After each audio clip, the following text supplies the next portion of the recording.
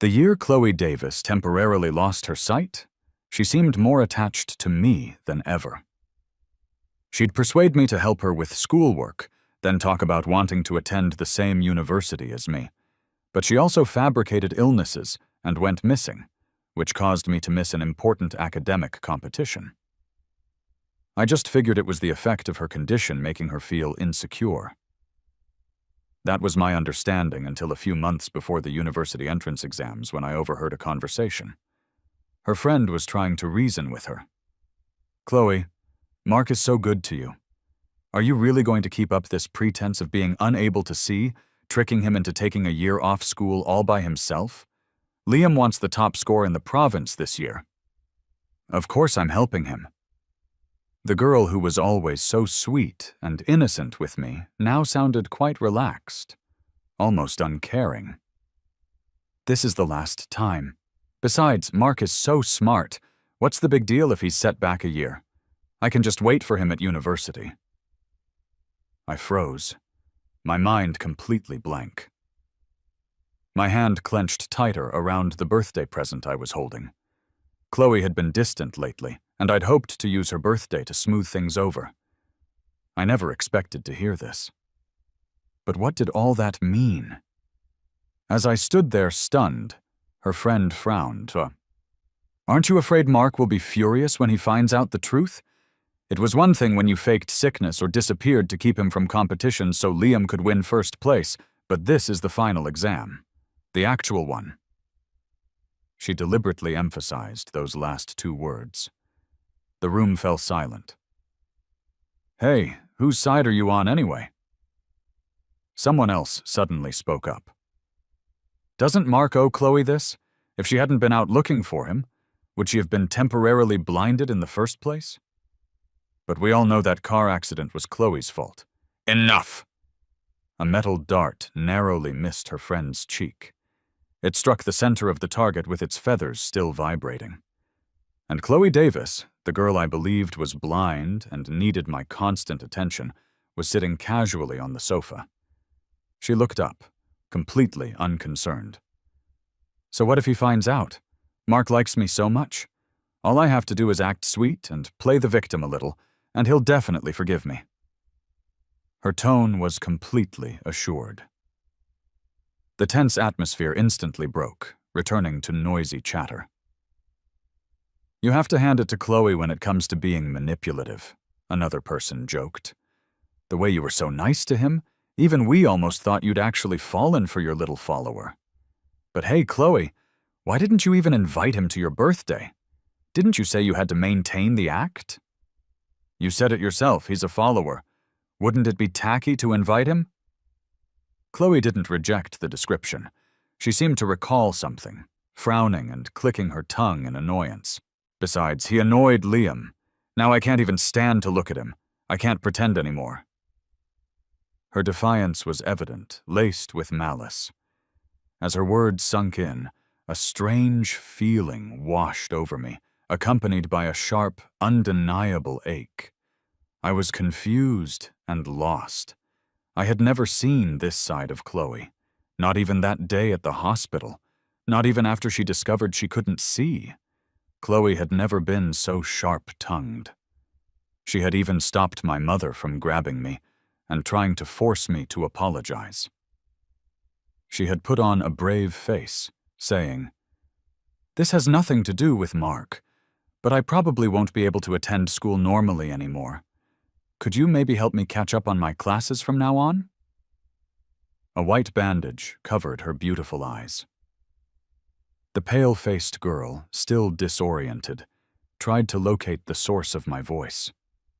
Then she smiled to comfort me. I stared at Chloe, stunned. While I was grateful she couldn't see how pathetic I looked, something in my heart lurched violently. I quickly turned my face away. "Okay," I said, my voice hoarse. I thought I was making amends for my mistake.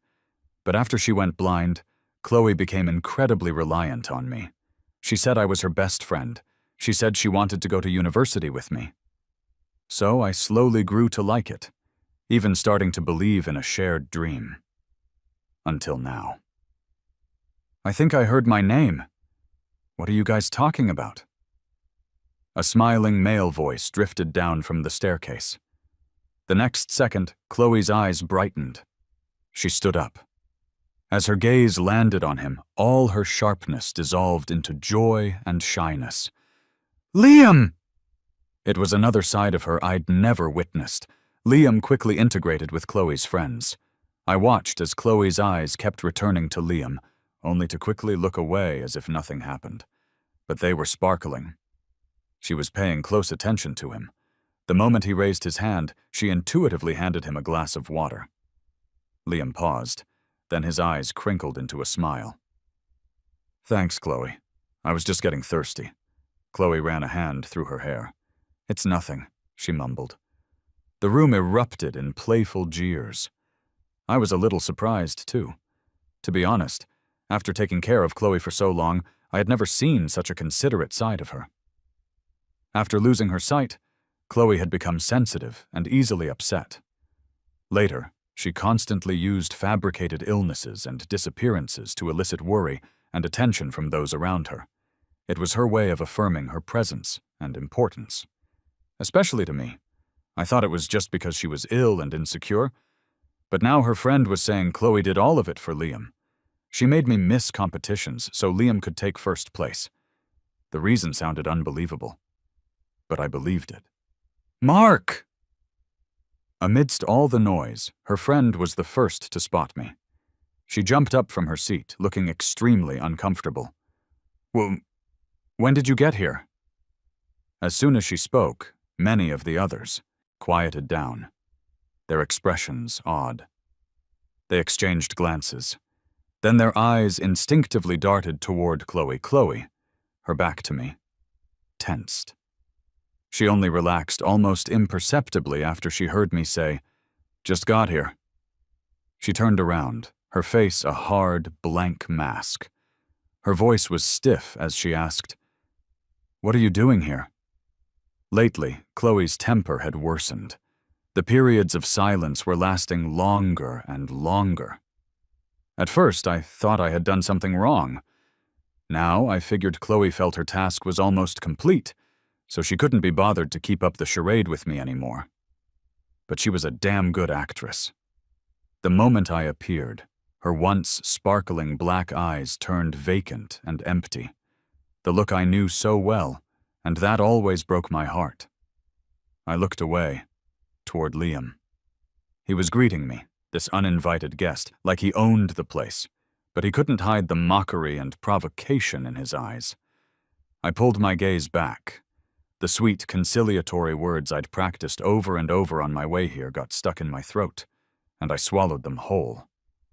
"Mrs. Davis is worried about you. I was in the neighborhood for an errand, and she asked me to pick you up on my way back." I hid the gift I was holding behind my back. Chloe didn't notice my small movement. She frowned, her tone a little strange. "Just for that?" I nodded. "Yeah." But for some reason, Chloe seemed to get even angrier. There was also a faint, almost imperceptible hint of feeling wronged. She stared at me, her voice rising. "Is that it, Mark? Do you even know what today? Oh my God, Liam, what happened to your hand?" A sudden cry cut off Chloe's angry outburst. She immediately forgot about being mad at me. She even forgot she was still pretending to be blind. She instinctively looked at Liam, her expression tense. "What happened to your hand?" Liam reassured her. "It's nothing, just a little cut from a piece of glass." "A piece of glass?" Chloe asked, confused. "Where would there be glass shards in the house?" "It was that little ceramic puppy with the scarf you had on the cabinet." Liam's tone was apologetic. "I'm so sorry, Chloe. I just thought it was cute and wanted to take a look, but I accidentally dropped it. How about I buy you a new one? By the way, where did you get it?" Chloe hadn't processed it yet, but my head snapped up. I stared blankly at the group of people in front of me. I had given Chloe a ceramic puppy with a scarf. It was a gift to celebrate her getting out of the hospital. I spent a long time making it. I broke it and remade it over and over. Finally, I brought my best work to her, full of excitement. But the gifts from Chloe's other friends were expensive and exquisite. "Mark, what did you get?" Someone saw me and deliberately shouted. "I mean, our girl Chloe is so good to you. Your gift has to be better than ours, right? It better be the most expensive one here." I wouldn't be so sure. Look at him. Does he look like he can afford anything nice? Hey, our class president just got his scholarship check last week. He can even afford fast food now, so what's the big deal about saving up for a gift? The eyes on me were all filled with the anticipation of a good show. I didn't know why these people held so much hostility toward me, and that fast food was just something I'd picked up for a teacher on my way. But they had seen me with it. And in their mouths, I became some kind of monster. I was used to their taunts. They were just words. They couldn't cause any real harm. But for some reason, when I saw the expectant look on Chloe's face, I instinctively hid the little puppy behind my back. When no gift was forthcoming, Chloe thought I hadn't brought one. The girl's eyes instantly turned red with hurt. A thin veil of tears masked her vacant black eyes, but she still forced a smile to comfort me. "It's okay. Just having you here with me makes me really happy." I was at a loss, clumsily trying to console her. Finally, I gritted my teeth and took out the gift. My face flushed red as I defended myself in a tiny voice. "I did get you something, but I was afraid Chloe wouldn't like it." Chloe loved dogs, but she couldn't have one because of her allergies. So I made her a ceramic puppy. When I was painting it, the old craftsman I knew even complimented my work. But now that I was actually giving it to her, I felt the puppy was poorly made. The colors were dull. It wasn't nearly good enough for Chloe. Chloe couldn't see. So she tilted her head curiously and asked, "What did Mark get me?" "It's a puppy." I took Chloe's hand and guided her fingers over the puppy's head, ears, nose. I was prepared for her to hate it, but after she felt it all over, Chloe clutched the puppy tightly and wouldn't let go. "This is my favorite gift today." As if she was defending me, she declared it loudly. She said she would take good care of it, and yet the puppy was left in a vacation home she rarely visited. And now, it was broken. I instinctively looked for Chloe's reaction. "Don't worry about it," Chloe didn't remember. So she said casually, "My mom probably just bought it at some random store. It's just a little decoration. If it's broken, it's broken." It had only been a few months. I clenched the birthday gift in my hand. My chest ached with a dull pain. It took me a long moment to suppress the sting in my eyes. But no one cared. Everyone was fussing over Liam, and I was obviously out of place. I stood there, watching for a while. Then I quietly left. The noise behind me faded into the distance. I didn't want to bother anyone, so I silently composed myself. And I thought, this really is the last time. Chloe's sight had been fine for a while. She had plenty of people around her, so she didn't need me to keep her company. And she certainly didn't need Shinsun. One more gift from me. Good thing the gift was still wrapped. I could sell it and get some money back. And during the time I was taking care of Chloe, I had earned my tuition money. That was enough. When Chloe looked up again, Mark was gone. Her eyebrow twitched, and she turned to the person next to her. "Where's Mark?" "I don't know."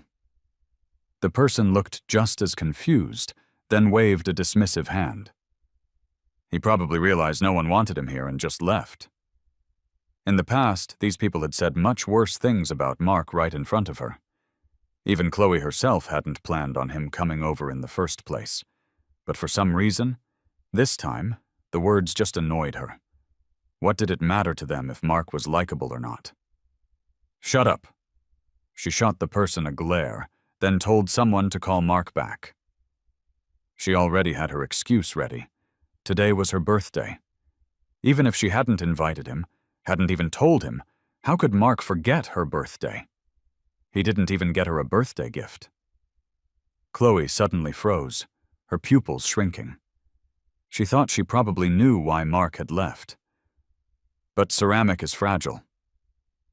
Besides, Liam didn't break it on purpose. It was just a ceramic puppy. And over something so small, Mark just left without a word. He said he was here to take her home. Doesn't he know I can't see? That it's dangerous for me to go home alone? He talks about caring for me, about being there for me, but it was all lies. Just like when he promised to take a year off school with her, but then went and got the top score in the city on last week's practice exam, making Liam upset. Mark was a liar. The thought made Chloe even more agitated. Her expression turned sour. She called out to the person who was about to leave, sneering. "Forget it. He comes and goes as he pleases. Who does he think he is? With that rotten attitude, who's going to put up with him?" The others looked at each other, completely baffled. But no one dared to say a word. Only her friend had a strange look on her face. "Chloe, do you think Mark might have heard what we were saying earlier?" "No way," Chloe blurted it out without thinking. She was absolutely certain. "Mark likes me so much. If he knew I'd been lying to him, he wouldn't be this calm. He'd probably have tears in his eyes." Though in all the years she'd known him, she'd never once seen Mark cry. But Chloe was just sure of it. Hearing her say that, her friend looked like she wanted to say more, but held her tongue. In the end, she just sighed and said nothing. Chloe pretended not to notice. But for some reason, that inexplicable sense of irritation wouldn't go away. It was as if something was spiraling out of control. She finally concluded it was because Mark had forgotten her birthday, which really ticked her off. She decided she wouldn't contact Mark for a while, not unless he came to her and apologized first. The more she thought about it, the uglier Chloe's expression became. A vacuum had formed around her, and no one dared to get close. "Chloe." It wasn't until Liam, his hand bandaged, sat down affectionately beside her. He asked, as if casually, "Did Mark really agree to take a year off school?" Her hands resting on her knees suddenly froze. Chloe's breath caught in her throat. She glanced over and saw Liam biting his lip, speaking hesitantly. "But this isn't exactly a fair way to do things, Chloe. Maybe we should just—" "Liam!" Chloe suddenly cut him off. A brilliant smile spread across her face. "I promised I'd help you." "Thanks, Chloe." The tension on Liam's face eased, and his eyes crinkled into a smile. But for some reason, Chloe suddenly thought of Mark. Mark wasn't conventionally handsome. Even his smile was faint and reserved. If it hadn't been for Liam, she would have never become friends with that quiet guy. Chloe's eyes flickered. She'd made her decision in the blink of an eye, but she still had to go find Mark. It wasn't because she wanted to see him, it was just because she'd said she would help Liam. The last year of high school is a busy time. So after the initial pain, I quickly forced myself to pull it together. I still dropped off my organized review notes at the Davises' house every few days. "Mark, you don't have to work so hard," Mrs. Davis sighed, trying to persuade me. "Chloe's already decided to take a year off school." But Chloe had never planned on taking a year off school. She would suddenly recover just before the final exams. Then she'd take them with Liam. Maybe she'd even wait for me, the gap year student in university. "It's okay," I said, not exposing Chloe's lie. I just shook my head. It's a good way for me to review everything one more time. It was the truth. With only a few months left, I didn't want any more surprises. Besides, Mrs. Davis was a good person. When I first started high school, my mother didn't want me to continue my education. It was Mrs. Davis who stepped in and persuaded her. She said that with me and her daughter at the same school, we could look out for each other. But in private, my mother would glare at me, pushing me to get closer to Chloe. Perhaps because she saw through my mother's intentions, Chloe had never liked me much before. "Oh, what's so hard about it for him?" My mother, carrying a bowl of soup upstairs, heard us and scoffed. "If you ask me, he should be the one taking a year off school with Chloe. If it weren't for that bad omen, maybe Chloe would have gotten the top score in the province this year." Mrs. Davis frowned. She knew there was no getting through to my mother, so she just reminded me to balance my studies with rest before telling me to hurry home. I nodded and agreed. As I was leaving the Davises, Chloe came downstairs. She stood there, holding on to the railing. She was barely wearing anything. "Honey, didn't Mom tell you to call for someone when you want to come downstairs? And you're wearing so little, what if you fall and hurt yourself?" Mrs. Davis rushed over to help her. Chloe's lips were pressed into a tight line. She turned her head. Her vacant black eyes aimed precisely in my direction, as if she were faintly hoping for something. Before, I would have rushed over with Mrs. Davis, fussing over her. But this time I quickly looked away. After a brief goodbye, I left quietly. Mrs. Davis noticed.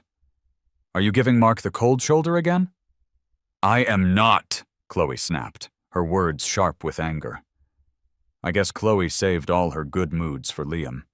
That's what I thought, and I didn't let it bother me. Until the next day, when I found the notes I'd sent to Chloe thrown on the floor by the men's restroom. The pages were soaked with dirty water. The neat handwriting was blurred. I stood there for a long moment, then belatedly bent down to pick them up. But someone stepped on the notebook first. "Oh, I was wondering where this went. So it fell here." Liam feigned regret. "But it's so dirty now. I guess it'll have to be thrown out. I'm sure Mark won't mind, right?" Before I could say anything, a beautifully covered notebook landed squarely in the trash can full of dirty water by the door. Liam's face instantly changed. "Who did that?" "Oops, sorry, my hand slipped." A crisp, pleasant voice rang out. Then, in an exaggerated tone, it threw Liam's own words back at him. "But it's so dirty now. I guess it'll have to be thrown out. I'm sure Liam won't mind, right?" I looked up. Our eyes met across the room. The person who had been casually slinging their school jacket over their shoulder let out a mock guilty cough. Then they dutifully put on the jacket, zipped it up, and blinked innocently at me. Sarah Chen had transferred to Northwood High a month ago. When she first arrived, Mr. Davis came to me with a worried look on his face. His opening line was, "My niece is a real handful." "A handful? She says she doesn't want to study and no one can control her. Her dad was at his wit's end, so he sent her to my class, hoping I could keep an eye on her." Meeting Mr. Davis's hopeful gaze, I hesitated. "But I'm not very good at managing people." "Don't worry," he said with a wave of his hand. "With how dedicated you are to your studies, I refuse to believe that girl can just sleep through class with a clear conscience." And so Sarah became my deskmate. At first, I didn't see any signs of her being a handful. She was incredibly popular. Soon after she arrived, she was already friends with everyone in the class. Even the most stuck-up kid in class had something good to say about her. Even when she slept in class, and I, under Mr. Davis's pleading gaze, poked her awake with my pen, Sarah would just look up at me with a playfully mournful glance. Then she'd obediently pick up her book. I didn't know if she was actually reading, but at least Mr. Davis's expression softened. Until the day the well-behaved Sarah turned in a blank exam during a practice test. That day, Mr. Davis was so furious, he spent the entire period pointing his finger at her and yelling. She, on the other hand, calmly told him not to get so worked up that he made himself sick. It wasn't worth it. Her mindset was so relaxed, you'd think she wasn't the one being scolded. After class, many students gathered around to comfort Sarah. Someone even taught her that next time, if she really didn't know what to write, she should just write compliments for the teacher. Maybe he'd take pity on her and give her a sympathy point. "Sarah, you're my hero!" The student who gave the advice grabbed her arm, looking moved. "Ever since you got here, the number of times Mr. Davis yells at me has dropped dramatically. I feel like he looks at me like his own son now. You can't let him drive you away." "Get lost!" Sarah couldn't keep a straight face and broke into a laugh. The lively atmosphere died the moment I walked in. Everyone tactfully returned to their seats. I glanced at Sarah but said nothing. She waited expectantly for a moment. Seeing no reaction from me, she frowned, finally unable to hold back. "Why aren't you yelling at me?" "Why would I yell at you?" I kept my head down, working on my test paper. Sarah helpfully reminded me, "Didn't Mr. Davis ask you to keep me in line?" I shook my head. "He said no one can control you." "So you're not curious?" "Will being curious get me more points on my exam?" Sarah was speechless. After a long moment, she let out a muffled laugh. I know Mr. Davis said I was a handful, but I think you're even more of one than I am." I ignored her. But Sarah pressed on, relentless. "Why are you so obsessed with studying? I've been watching you. As class president, you're not even as popular as I am, and I'm new here." That's it?" Sarah was surprised and blurted out, "Aren't you afraid that people won't like you?" My test paper was snatched away. I sighed and looked up, meeting Sarah's eyes. No matter how much they dislike me, it can't compare to how much I dislike myself. I knew a lot of kids in class said I was like a robot, that I had no social skills. Mr. Davis had also gently suggested that he hoped I would interact more with my classmates. I also knew that after Sarah became my deskmate, many people had expressed their sympathy for her. But no one knew me better than I did. So the person who disliked me the most was me. Sarah understood. She looked a little stunned. Just as she was about to say something else, the class bell rang. I thought Sarah would gradually become like the other students, but she was a strange one. She said she wanted to know why someone would dislike even themselves. And I could never find an opportunity to say anything harsh to push her away, because she was just too perceptive. The moment she saw even a slight change in my expression, she would obediently retreat to her own space. Her dark, clear eyes would watch me quietly, innocently. The corners of her eyes drooped slightly. She looked just like the little stray dog I often fed after evening study sessions. "I don't know either," I sighed, then pointed to the blank English worksheet on her desk. "Aren't you going to do that? Mrs. Liu's class is next."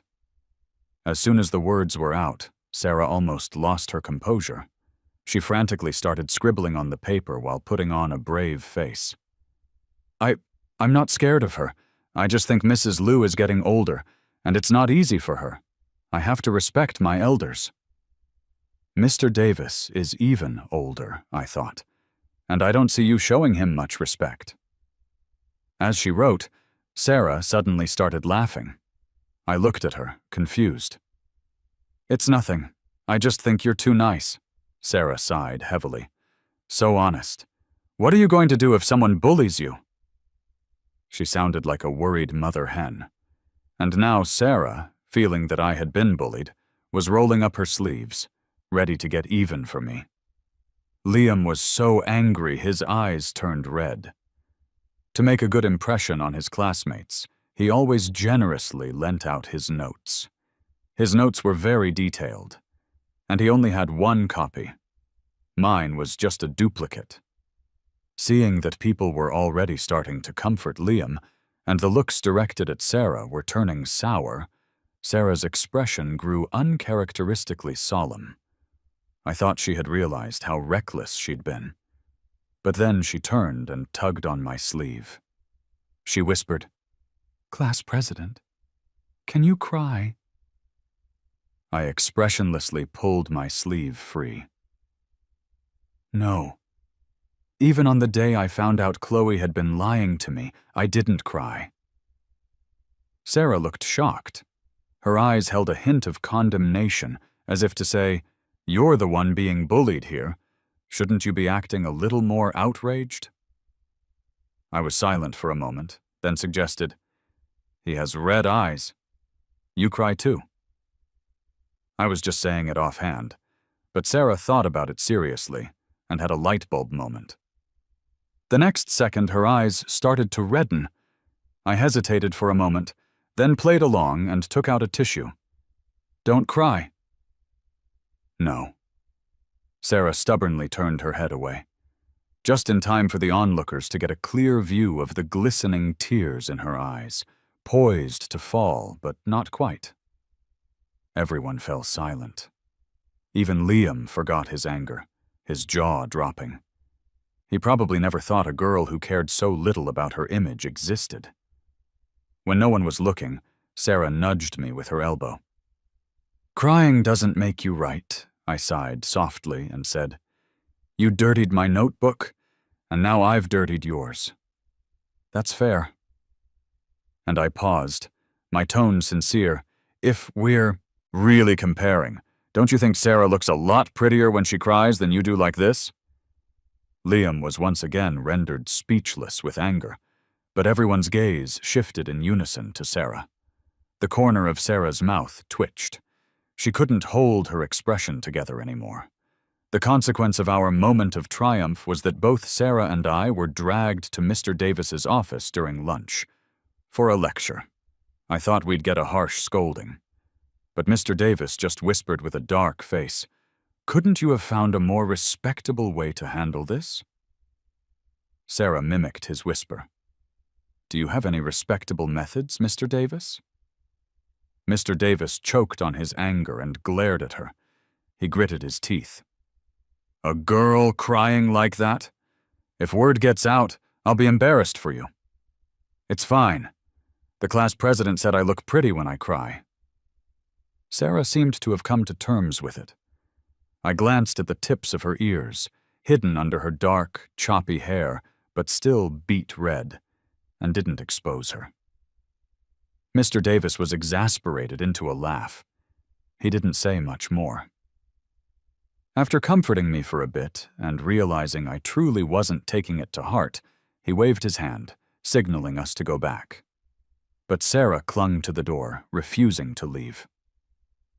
"Mr. Davis, give me some tissues." "What do you need tissues for?" "To wipe my tears," she said, completely shameless. "The homeroom teacher from the class next door watched us come in here. If I don't pretend you yelled at me until I cried, who knows how he'll gossip about you behind your back." Mr. Davis and the teacher from the next class had been rivals since they were young, and Liam was the apple of that teacher's eye. "Get out! Get out!" A pack of tissues was tossed at Sarah. She caught it with a grin, then turned to comfort me. "Don't worry, class president. I'll give you half in a bit." "Thanks." Thankfully, Sarah wasn't completely unreasonable. When I caught up to her to thank her again, she just waved her hand and said, "Save that thank you for Olivia." Olivia? If we were ranking people in the class who disliked me the most, Olivia, the vice president, would definitely be at the top. She resented the fact that I was ranked above her, despite her being better at everything except academics. She said someone deliberately ruined your notebook. Sarah turned her head, her jet-black eyes crinkling with a smile. And that notebook of Liam's, another classmate stuffed it into my hands on my way out. I was stunned, my mouth opening and closing without a sound. A strange emotion spread through my heart. Class president. The girl walking ahead of me suddenly stopped. She turned around, tilting her head up slightly. Her dark eyes were fixed on me. Then they curved into a smile as she said, "If you really want to thank me, how about you lend me your notes? I've been drooling over them for ages. Instead of Lending them to someone who doesn't appreciate them, you might as well lend them to us and benefit the whole class. Almost no one had ever asked to borrow my notes. Chloe was the first. And now Sarah. Sunlight streamed through the window, landing on her. The tips of her chestnut hair glowed. Sarah looked at me, a rare seriousness in her eyes. I uncomfortably averted my gaze. After a long moment, I heard my own reply. Okay. Lending my notes was just the beginning. Sarah had always been the type to take a mile when given an inch. Class president, how do you solve this problem? Class president, can you explain your thought process for this question? Class president! I got so used to Sarah's constant calls of class president that when a worksheet appeared in front of me, I looked at the problem and instinctively started explaining. It wasn't until I heard a slightly stiff thank you that I belatedly realized the person in front of me wasn't Sarah. What? Olivia uncomfortably snatched her paper back, trying to look fierce. We're all classmates. If you can explain problems to Sarah, why can't you explain them to me? I stared at her, stunned. I thought you'd ask the teacher. The teacher already went over it in class, but I didn't get it, Olivia pouted. And I think your method is simpler. Also, I admit your notes are better organized than mine. The last sentence was barely a whisper. The girl who had always been so proud in front of me was actually blushing, but I wasn't used to handling situations like this. At a loss, I instinctively looked for Sarah. But Sarah wasn't there. Just as Olivia's face was starting to pale, on the verge of getting angry again, I racked my brain and managed to choke out, "Do you have any other questions you don't understand?"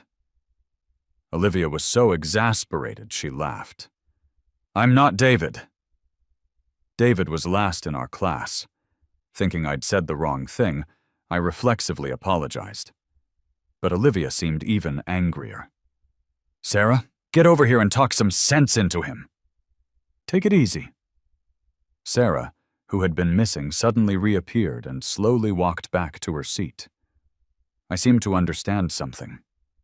So after Olivia left, I asked her, "Why are you doing this? Didn't you say you disliked yourself the most?" The pen spinning between her fingers abruptly stopped. Sarah looked down. "I just want to know, when everyone starts to like you, will you still dislike yourself so much?" Her tone was casual, yet incredibly serious. I was speechless for a moment, and it took me a while to find my voice. "This won't do you any good." Sarah just smiled non-committally, but her words became a self-fulfilling prophecy. Not long after, rumors about Sarah started spreading around the school. Sarah was pretty and had a great personality. Turning in a blank exam had made her famous overnight.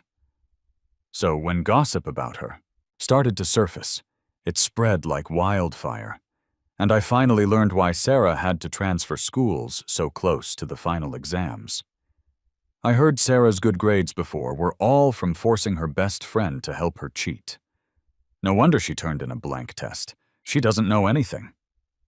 And that best friend of hers is a low-income student. When Sarah was helping her out, a lot of people at Midtown High were praising her. Who knew she was so shady behind the scenes? I heard she was even planning to use her family's connections to steal the girl's guaranteed admission spot.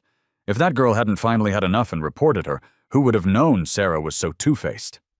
But Sarah acted as if none of it had anything to do with her, until she went to the convenience store to buy drinks for her friends.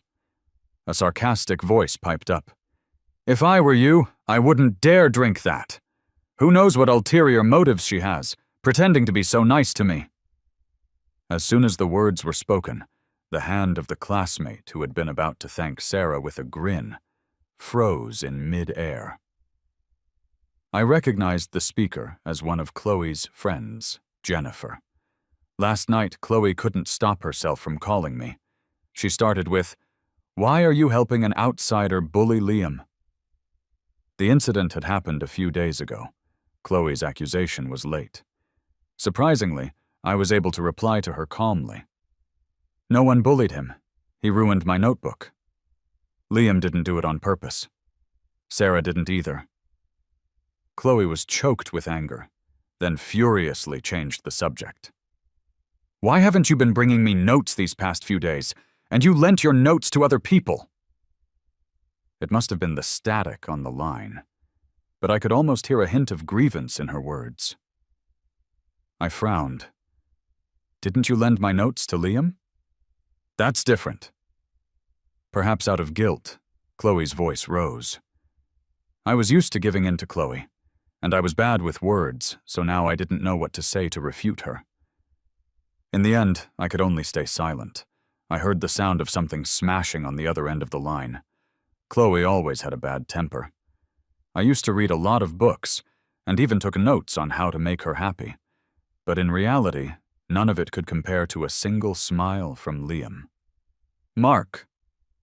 After Chloe had vented enough, she suddenly called my name. Then she asked out of the blue, "What's your relationship with that Sarah girl?" Before the word classmates could even leave my throat, she had already hung up. I figured Sarah had gotten dragged into this because of me. Got held up on the way back. These drinks aren't cold anymore. Seeing the classmate's hesitation, Sarah smiled and withdrew her hand. I'll get you another one later. But Jennifer wouldn't let it go. She glanced at me and sneered. No wonder you can hang out with our class president. Birds of a feather flock together. By the way, Sarah, do you know why no one in our class wanted to hang out with the class president before you came? Because he's a bad omen. His dad died because of him. Jennifer didn't get to finish her sentence. Sarah's hand had already flown up and slapped her. The usually good-natured girl stared at her with dark, cold eyes. Word by word, she said, "Say one more word. I dare you." Strictly speaking, Jennifer was the one who started the fight. But when Sarah's dad arrived, he slapped her without even asking what had happened. He hissed, "Can't you just stay out of trouble for once? Why are you hitting your kid?" Mr. Davis pulled Sarah behind him, shielding her like a mother hen. "Didn't you even ask what happened?" "What else could have happened?" her dad yelled, pointing a finger at Sarah's nose. "This girl must have started trouble again. She was like this at her old school. Ask him how many times I had to clean up her messes." "I never asked you to help me." Sarah's lips twitched into a sharp, provocative smirk. "Weren't you just looking for something to do, you little brat?" "All right, that's enough from both of you." Mr. Davis had a splitting headache. I used the excuse of delivering test papers to take a look. Sarah was leaning against the wall, head down, looking nonchalant, as if the argument had nothing to do with her, until she sensed me come in. She turned her head to look at me, then winked, motioning for me to come over. I thought it was something important, but the next second she whispered, sounding wronged, "Mr. Davis doesn't have a mirror. Take a look, is my face ruined?" I stared at Sarah's face for a moment and nodded seriously. "Yes." Sarah's face instantly paled. She looked more panicked than when her dad was called in. "Sarah," I suddenly started laughing and said, "Jennifer was right. I really am a bad omen. See? Now you're tangled up in it because of me." Bad omen, bad luck charm. Those were the words my mother always used to yell at me. At least back then I still had my dad to love me. But my dad died saving someone. That day, he was taking the long way home to buy a cake to celebrate me getting first place. He happened upon a car accident. A pregnant woman and a child were trapped in the burning car. My dad got them out, but he couldn't get out himself. My mother was convinced I had killed my dad. I had argued back, but then the elderly neighbor who had always doted on me had a sudden heart attack. The stray puppy I was feeding was beaten to death by a school security guard and thrown in the trash. Even during the time I was forced to get close to Chloe, She got into a car accident while looking for me. My mother hated me, but her life just got better and better, so I thought maybe I really am a bad omen. Bullshit! Sarah suddenly shouted. It was so loud that even Mr. Davis and her dad looked over. Her dad, furious, snapped, Sarah, if you don't shape up, you can just get the hell home. Sarah ignored her dad, her eyes fixed on me. She was getting annoyed. Are you listening to their nonsense? This has nothing to do with you. It's those damn... Then prove it to me. I cut her off, my voice soft. Prove to me that this didn't happen because I'm a bad omen. This has nothing to do with you in the first place. How am I supposed to prove that? Sarah calmed down. She smiled a little mischievously. Class president, you're being so nice to me. Aren't you afraid I'm also trying to force you to help me cheat? I won't help you cheat, I shook my head. And you don't need it. The last math problem on that practice exam was incredibly difficult, but Sarah had solved it.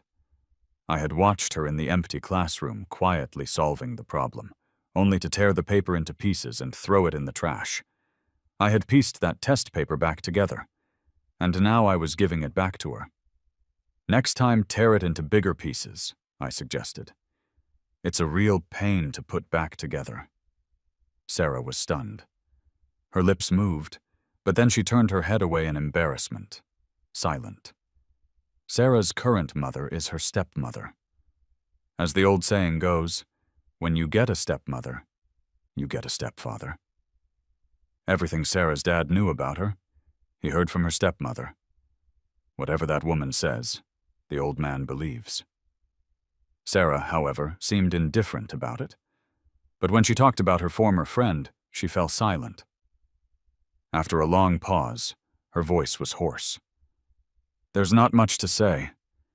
It's a classic betrayal story. When that person was being bullied, only Sarah stood up for her. When she found out someone was forcing her friend to help them cheat, it was Sarah who encouraged her to report it. But when the results of the investigation came out, it was Sarah who was punished. The girl cried and said she was threatened. You don't know. You don't understand. They would have actually killed me. You can protect me now. But what about after you leave? You won't always be around. Eventually, that person even started to resent Sarah for helping her fight back. If it weren't for you, they wouldn't have kept targeting me. I just had to wait until they got bored. But you had to force me. You were the one who forced me. You're the one who ruined my life. What the hell? What a piece of trash. The students in our class were incensed when they heard the story. The classmate who had hesitated to take the drink from her earlier came over to solemnly apologize to Sarah. Sarah stared blankly at the group of people in front of her. Her voice was raw. You guys believe me? Of course. David came over and slung an arm around Sarah's shoulders, grinning.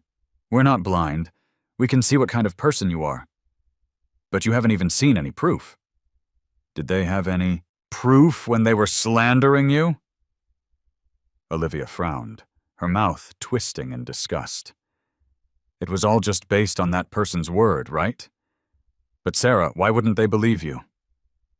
Sarah was silent for a moment.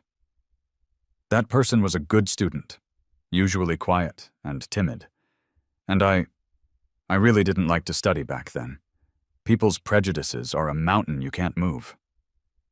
Everyone sighed in agreement, then asked curiously, so how did you get so good at studying later? I heard your grades improved a lot, Sarah. Because... Sarah's words trailed off as she saw me enter the room. She coughed and quickly turned her head away. For some personal reasons. Amidst the teasing, I handed Sarah a test paper. Mr. Davis wants you to finish this. The teachers for each subject will grade it for you immediately. I paused, then added, this time every student is a proctor. It was actually very simple to debunk the rumors about Sarah. All she had to do was take another test. But after that incident, she had been turning in blank exams. David immediately jumped up. My time has come.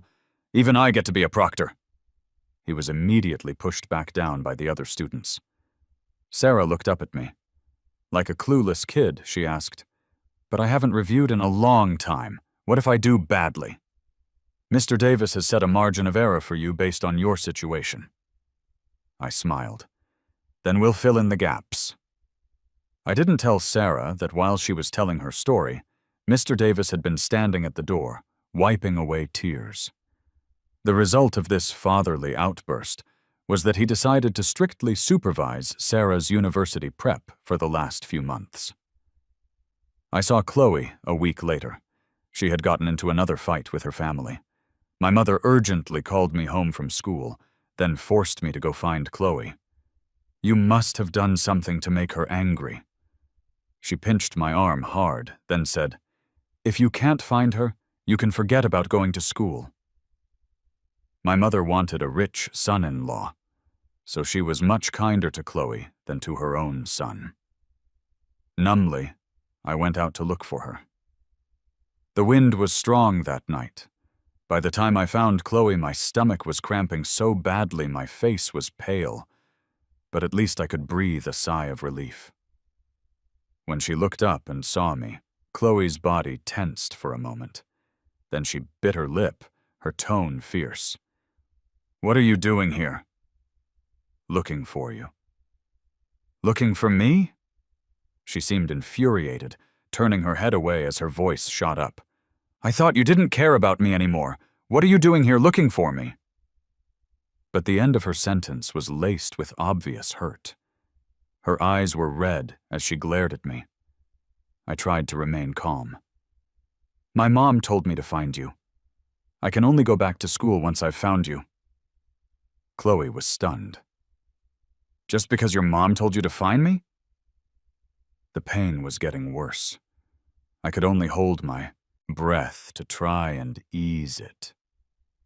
Chloe took my silence as confirmation and shot to her feet. "Mark!" I suddenly felt exhausted, too exhausted to keep up this act with Chloe any longer. So I said softly, "Your eyes are better now. You shouldn't make Mrs. Davis worry about you anymore." "My eyes... Wait, how did you know my eyes are better?" She seemed surprised that I knew. She was instantly flustered, even a little panicked. "I wasn't trying to hide it from you. It's just, they're not fully healed yet, and if there are more problems later, I didn't want you to get your hopes up for nothing." Chloe tried to explain, but her voice grew smaller and smaller. She fell silent for a moment, then looked at me cautiously. "That day, did you?" "I'm not taking a year off school," I cut her off and told her calmly. "I'm not you. I don't get a second chance. I'm sorry if I let you believe I'd take a year off school with you. That was my mistake." I had never promised Chloe. That day, I was trying to figure out how to refuse without hurting her too much, but Chloe had mistaken my silence for agreement, just like countless times before. No matter what she said, I would always end up agreeing. "What do you mean?" Perhaps the night air was cold, making Chloe's voice tremble. She instinctively grabbed my hand, her eyes red-rimmed. "You're not going to stay with me either? You promised! You can't go back on your word." Eventually, she started saying things she didn't mean. "Mark, if it weren't for that car accident. So how did you find me that night?" Chloe's hand clutching mine went stiff. The color drained from her face. She opened her mouth to say something, but a gust of wind caught in her throat and she started coughing violently. She coughed until it sounded like her lungs were tearing apart. I had gone to see her friend. Perhaps out of guilt, she told me the truth about that year. The salvation I thought I had found was, in the beginning, nothing more than a trick by a group of teenage girls. Chloe hated that I was trying to get close to her with a motive. And those friends, to get on her good side, had bribed the friends I had first made. They took me out to hang out, then deliberately abandoned me. Chloe knew, but didn't stop it. It wasn't until late that night when I still hadn't returned that the group started to panic. Chloe, afraid things would get out of hand, went out to look for me too. And that's when the car accident happened. I had been making amends for it all this time. But now I said, "Chloe, I don't owe you anything anymore." Saying those words, I felt an inexplicable sense of relief, as if a heavy weight that had been pressing on my heart had finally been lifted. No one knew the torment I went through during that time. I really thought it was because I was a bad omen. The hand gripping mine tightened. Chloe's mouth opened, but not a single word came out. She looked at me blankly. "Are you angry with me? Shouldn't I be?" A dead silence fell between us. It wasn't until the Davis family's security guard came to pick her up that Chloe seemed to snap out of it. She bit her lip and suddenly shoved a gift box into my hands. She said stubbornly, "You promised me." I didn't take it. The gift box fell to the ground with a crisp clatter. Chloe froze. "Take it or leave it." After throwing that angry sentence at me, she turned and left. But it looked more like she was fleeing. The contents of the gift box spilled out, a pile of ceramic shards. I glanced at it, then picked everything up and threw it in the trash. Then I sat quietly on the swing, lost in thought. I didn't want to go home. I didn't want to hear those words. Bad omen, bad luck charm, over and over again. At least not tonight. Although I think just sitting here quietly is pretty nice. A piece of paper suddenly appeared in my line of sight. Sarah's teasing voice came from beside me. "But I'm afraid it'll be too late after midnight." "What's this?" "I assume the future top scorer in the province knows how to read?" I didn't say anything, but my gaze froze on the words. There were 42 people in our class. Besides Mr. Davis, the paper had 39 well wishes written on it, signed with 39 names. "Olivia quietly told me that you were the one who stood up for me that day, asking them to believe in me. They believe in me, but they believe in you more." Sarah walked in front of me, looking up at me with a smile. "Coincidentally, I believe in you too." My fingers holding the paper curled slightly. I suppressed the itch in my throat. "There are only 39 students. I think the student in charge of delivering the wishes deserves special treatment." Sarah touched her nose a little awkwardly. "See? You were never an unlucky person. I want you to be happy. I want you to keep moving forward. So Mark, happy birthday." Every word was spoken with incredible sincerity. As the last syllable fell, the date on my phone screen silently flipped to a new day. And in Sarah's eyes, I saw a light brighter than the stars. So I curved my lips into a smile. "Okay." Chloe never came to find me. I don't know if it was out of guilt or something else, and Liam would always run away in a panic whenever he saw me. I didn't report him. I just let him stew in his own fear. He was someone who cared immensely about his image. Sarah was also cramming for her exams under Mr. Davis's watchful eye. She was smart, but her basics were weak. Plus, she had a lot less time to review than everyone else. Even if she took the final exams, the best she could hope for was a decent state university. Sarah said she would take a year off school. "I've worked so hard, I just want to get a good score," she said vaguely. I didn't ask for details, just encouraged her to keep going. Sarah was instantly fired up, as if she'd been shot with adrenaline. Her energy spread, and the entire class's study atmosphere reached an all-time high. Mr. Davis was so happy he couldn't stop grinning. The next time I saw Chloe was at the airport. I was flying to Chicago. Chloe was taking Liam, who had done poorly on his exams, abroad to cheer him up. Her eyes lit up when she saw me. The words tumbled out of her mouth. "I knew you'd come." After that night, Chloe had been on edge. She wanted to find Mark, but her mom stopped her every time. "Now that your eyes are better, you should be at home studying. Don't go bothering Mark." Chloe, who had been on her way out the door, froze. Was Mark mad at her because she kept interrupting his studies? That made sense. He wanted to get into that university so badly. So Chloe held back. And she kept holding back until after the final exams. She held back until she had thought things through. What she did before, it was wrong. So what if Mark didn't take a year off school? Chloe had never imagined Mark would get so angry he'd want nothing to do with her. He was so good-natured and soft-hearted. He'd get over it in a little while. He'd definitely cool down soon, Chloe thought confidently. After the exams, she eagerly went to find Mark, only to be told he had gone on a trip with some classmates. Why didn't he tell me? No one answered.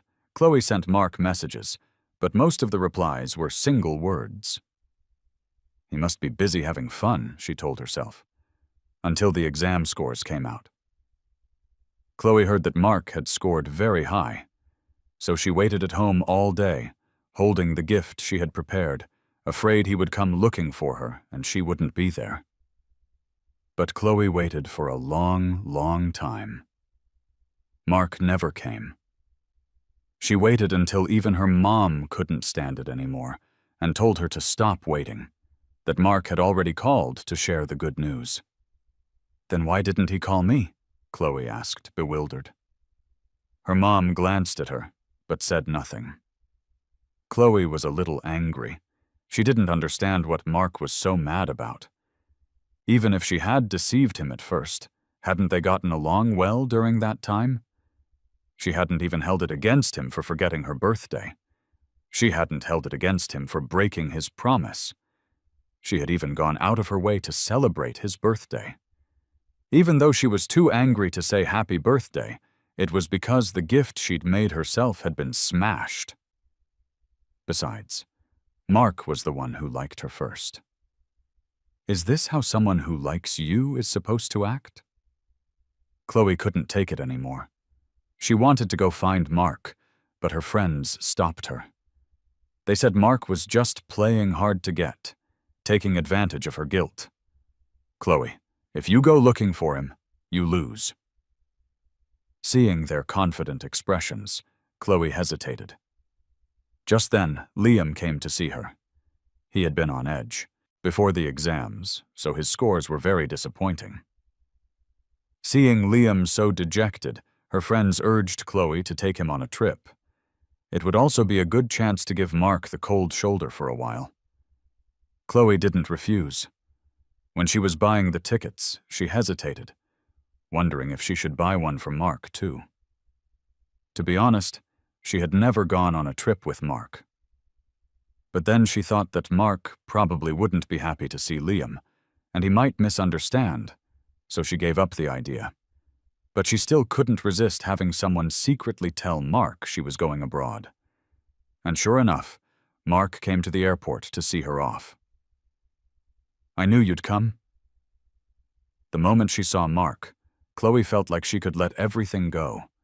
But Mark's attitude toward her was cold, especially after he saw Liam. Afraid Mark would misunderstand, Chloe instinctively said, I'm just going abroad for another eye checkup." She didn't notice Liam's deathly pale face. All her attention was focused on Mark, her eyes filled with a hope she didn't even realize she had. She wanted Mark to ask more questions, preferably to show more concern for her, just like he used to. Thinking of this, Chloe felt a surge of grievance. She still had so much to say to Mark. But Liam stopped her, saying it was time to board. And Mark seemed to have seen someone. He rushed off without even a goodbye. Wasn't he here to see her off? Chloe was stunned. But Liam quickly distracted her with another topic. It's fine, Chloe thought a moment later. She knew which university Mark was aiming for. She and Mark had applied to schools in the same city. She and Mark still had a long, long time together.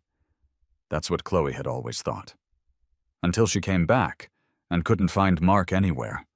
Until she learned that Mark had changed his university choice a long time ago. She went to Boston. But Mark went to Chicago. How could it be Chicago? Chloe couldn't believe it. She tried to find Mark, but her calls wouldn't go through. All her messages were met with a glaring red exclamation mark. Mark had blocked her. The realization sent a wave of intense panic through Chloe. When did he leave? The day you left for your trip. So Mark really hadn't come to see her off that day. That was the last time they would see each other. And she was the only one foolishly looking forward to the next time. Only now did Chloe belatedly realize something. Mark hadn't forgiven her. It seemed she was really going to lose him. In my second year of university, I waited at the school gate for Sarah, who was arriving as a freshman. You're here so early." Sarah was instantly flustered. She instinctively dragged her suitcase over to hold an umbrella over me, then frowned. "The sun is brutal. Didn't I tell you to wait for me to get settled before coming to find you? You look even thinner than in your pictures. Have you been skipping meals again?" After some time apart, Sarah's mother-hen tendencies had only deepened. I listened patiently. When she started getting really worked up, I had to cut her off with a helpless smile. "Is there nothing else you want to say to me?" Sarah stopped abruptly. A flush of pink crept up to the tips of her ears. The day Sarah left to retake her senior year, I already knew which university she was aiming for. We had kept in touch all year, but we never crossed that final line. Olivia said even Mr. Davis was getting anxious.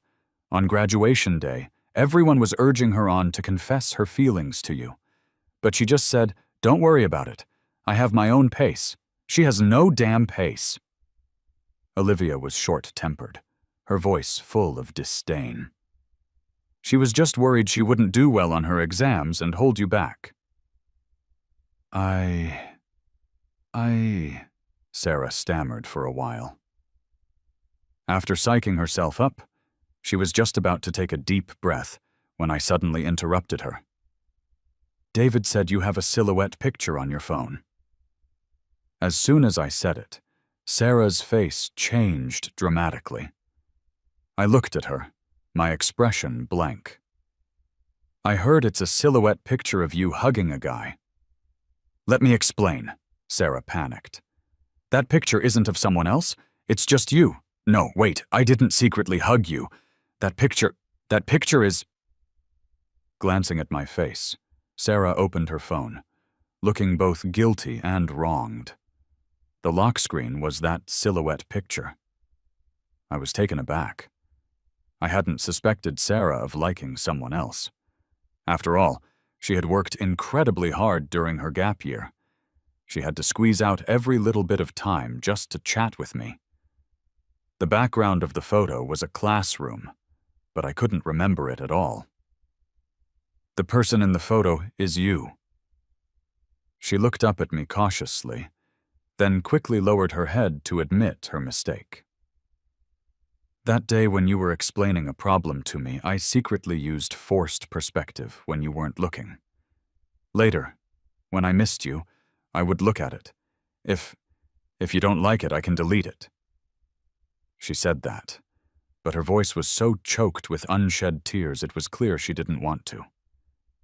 I said, "Oh." "Then delete it."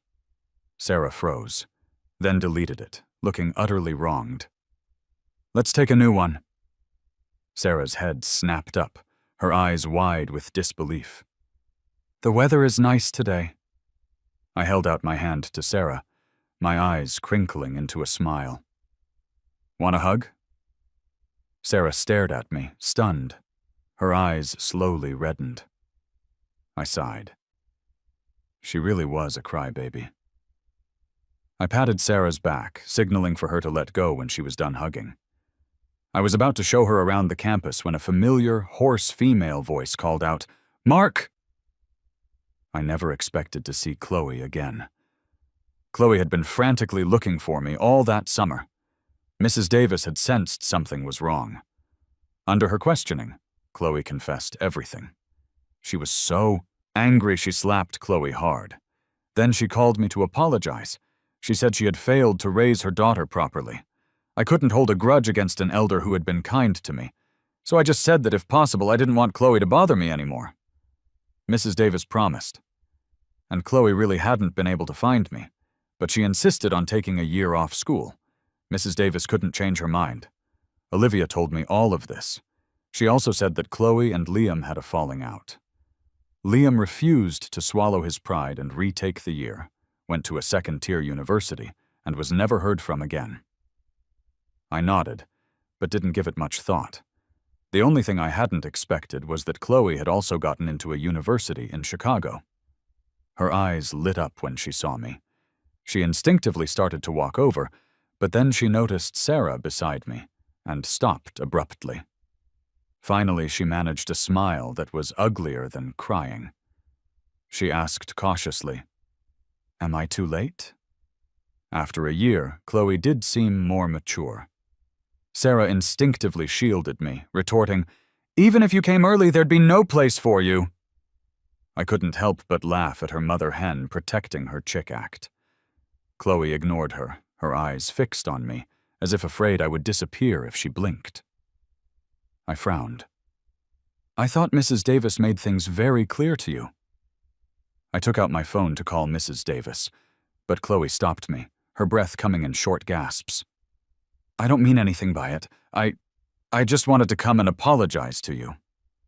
Chloe had never bowed her head to anyone. She was spoiled from a young age, with a crowd of people fawning over her. The only person who could discipline her, Mrs. Davis, was often too busy with work to pay close attention. So even when she realized she was wrong, she would stubbornly insist it was someone else's fault. This was the first time I had ever heard Chloe apologize to anyone. Seeing my surprise, a flicker of hope lit up in Chloe's eyes. She instinctively took out a ceramic puppy covered in cracks. Her voice was cautious, almost pleading.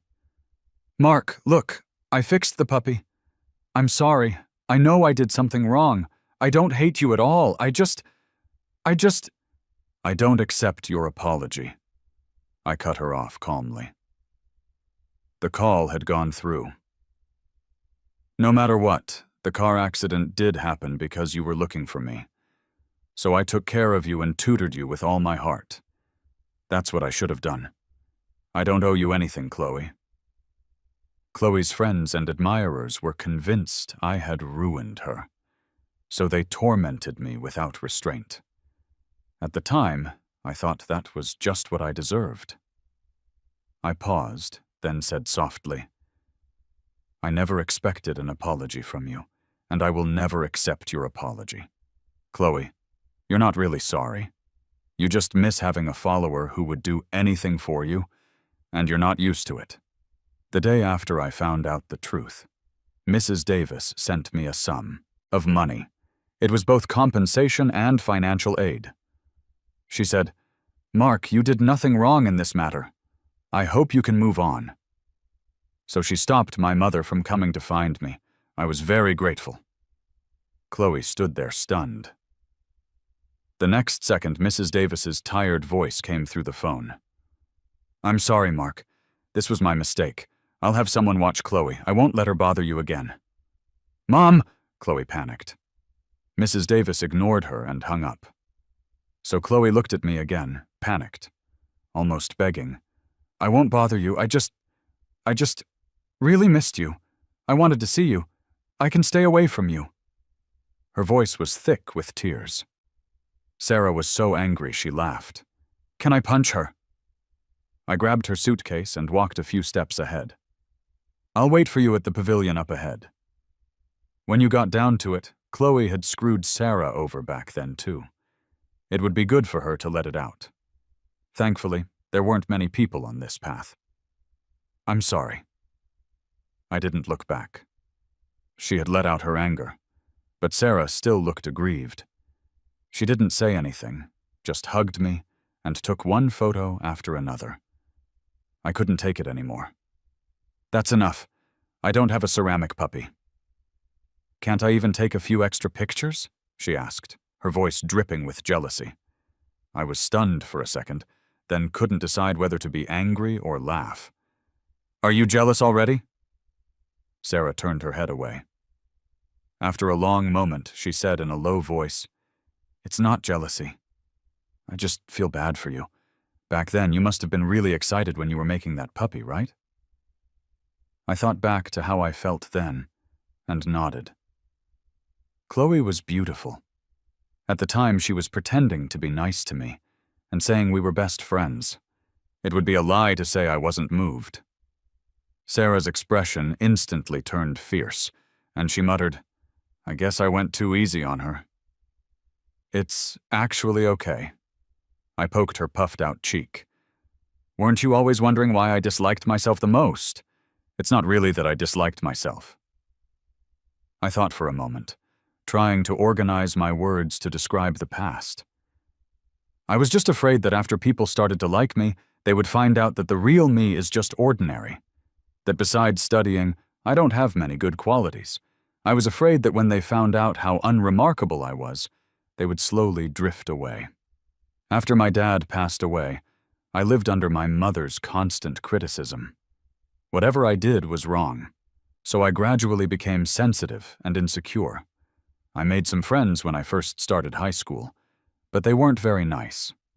I didn't tell Sarah about being abandoned, but at that time, I thought it was my fault, and I didn't have the strength to endure that kind of disappointment again.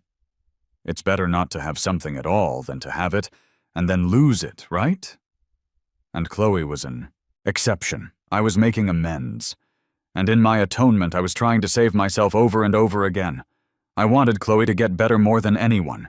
I wanted to escape the suffocating feeling of being a bad omen, a bad luck charm. I never expected it to all be a lie. To be honest, I instinctively gripped Sarah's hand tightly, looking down as I spoke softly. I almost didn't make it. How could it not have affected me at all? That feeling after learning the truth, of having a hole ripped open in my chest. An icy wind poured through that gaping, bloody wound. It hurt so much I could barely stand it. So for the first time, I skipped evening study hall. I spent the night at my dad's grave. The next day, I pulled myself together and went straight to school, pretending like nothing had happened. I was already annoyed enough, and then Mr. Davis made me watch over you, the troublemaker. I said it in a deliberately disdainful tone, but I couldn't keep up the act for long and broke into a smile. "But it's a good thing you showed up." Sarah listened quietly, but her grip on my hand grew tighter. "She said I had met you a long time ago, Mark. The first time was in the hospital." How old was I then? 7 or 9? He was just a little boy. But it was this skinny little boy who, when his family was hit by such a huge tragedy, shouldered everything with extreme calm. At that time, her mother was still in emergency surgery. Sarah wanted to see the family of Mr. Miller, the man who had saved them. But she didn't dare. She could only watch from a distance, secretly bringing them food. She wanted to be as brave as Mark. She wanted to thank him in person, and to say she was sorry. But just as Sarah finally worked up the courage, her mother, along with her unborn siblings, passed away. That night, Sarah came down with a high fever. When she woke up, she had forgotten many things, and her dad, after compensating the Miller family with a large sum of money, took her and left the city. They didn't come back until high school. The second time was in your junior year, when you gave a speech as the student representative. Sarah saw me on TV. I was still a thin, straight-backed teenager. She should have never seen him before. But for some reason, Sarah felt an intense sense of familiarity. He said his name was Mark Miller. Mark Miller, Mark Miller, Mark Miller. Sarah whispered the name, and her vision suddenly blurred. She still couldn't remember, but she had a gut feeling that if he saw her like this, the boy would definitely look down on her. Huh? Why did she care if he would look down on her? Sarah, did you start crying from insecurity just by listening to the speech? Get lost! Sarah laughed and swatted at her friend. The test paper in front of her had a glaring single-digit score in red ink, especially when compared to the grades of the boy on TV. Sarah was silent for a moment, then expressionlessly picked up a red pen. Holy crap, Sarah, are you possessed? Why are you starting to do problems? She couldn't be bothered to reply. She just chewed on her pen and wondered, how on earth do people find joy in solving problems? Or was that boy Mark Miller not actually human? That would explain a lot. And then later, Sarah transferred schools and became Mark's deskmate. I'm sorry. She said she didn't mean to forget my dad and me. She said if she had remembered earlier, maybe I would have suffered less. She said it should have been her who said, but it's a good thing you showed up. After confessing everything, Sarah instinctively lowered her head, as if awaiting her final judgment. The hand that had been gripping mine had let go at some point. Her whole body was like a taut string. Even her body was trembling slightly. Sarah's voice was hoarse, but she tried to sound casual. Mark, maybe you should just go back to hating me. And that's when I decided that besides being a crybaby, Sarah was also terrible at being honest with herself. When did you remember? Right before the final exams? I suddenly remembered that there was a period when Sarah had contacted me less. I had thought it was because she needed to focus on studying. I was silent for a moment, then asked, was the pressure a lot? It was actually okay. The word got stuck in her throat under my gaze. Sarah ran a hand through her hair, turning her face away to hide something. I couldn't sleep, so I would just do practice tests, but it wasn't very efficient. Not efficient, so she had to cut down on her own rest time. Silence spread between us. Sarah bit her lip and forced a smile. She changed the subject. Maybe I should go register first. She started to get up to grab her suitcase, but froze when I took her hand. I asked, have you been to see my dad? Sarah nodded. The night before I came, I dreamed of Mr. Miller. You dreamed of my dad? Yeah. The tips of her ears turned red.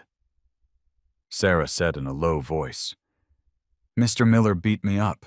I was screaming my head off. That definitely sounded like my dad. I haven't dreamed of my dad in a long time, I grumbled softly. Sarah thought she had said the wrong thing and was about to apologize, flustered. I was amused. The warm afternoon sun felt good, lifting my spirits. I looked up at Sarah. The next time, let's go see Dad together. Tiny specks of light fell into her eyes, mingling with joy and excitement and slowly magnifying. I saw Sarah's eyes turn red again. This time, even her eyelashes were wet, clumping together. She nodded hard, her voice thick with emotion. Okay. My dad doesn't like crybabies. I'll change next time. I'll change right now. Sob. Mark didn't cry, but Sarah was a crybaby. It was a good balance.